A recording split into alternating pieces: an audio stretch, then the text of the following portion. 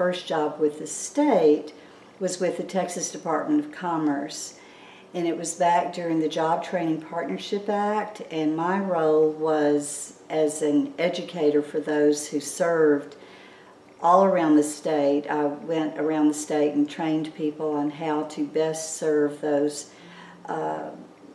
the older people who were seeking employment, as well as those people who had difficulty finding employment because either they were undereducated or lacked experience.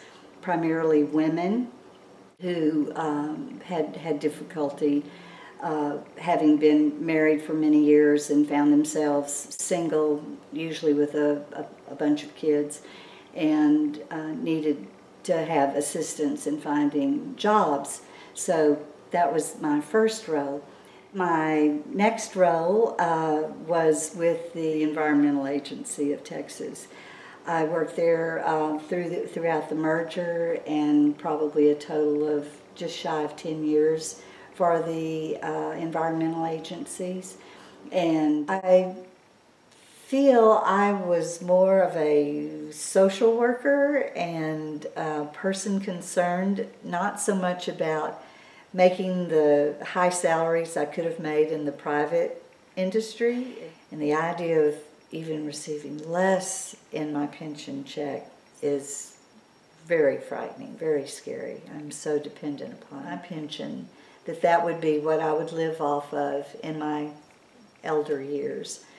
And to think that there's a strong, not just small, but a strong possibility that if the legislature does not give us the funding that we need to support this and keep it a viable pension, that it will be decreasing. And instead of increasing according to the cost of living, people like myself are going to be in dire straits. And we're not talking just a handful.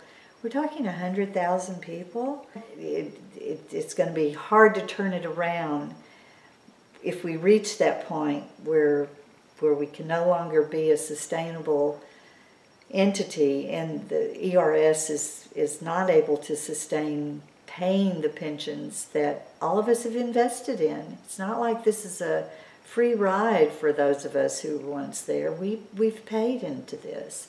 So we need help. We need help from our legislators to start with, but also from any other state employees who are currently state employees or who are retired ERS members. They need to be aware and take a stand and let their legislators know as well before it's too late.